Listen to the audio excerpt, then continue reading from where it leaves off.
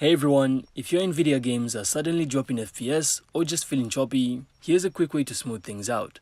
So first, simply open the NVIDIA Control Panel and switch Power Management Mode to prefer Maximum Power Performance. This alone fixes a ton of random dips.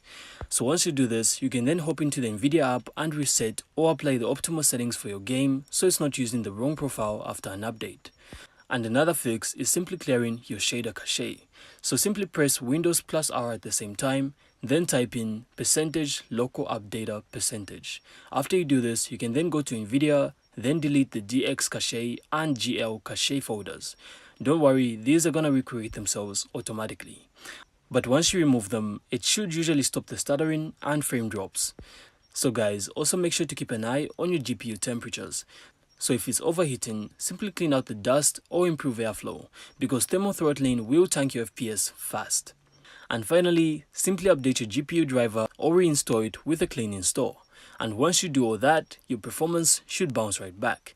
And that's really it. So I really hope you found this insightful, and if you did, make sure to leave a like and of course subscribe. Then we'll see you on the next one.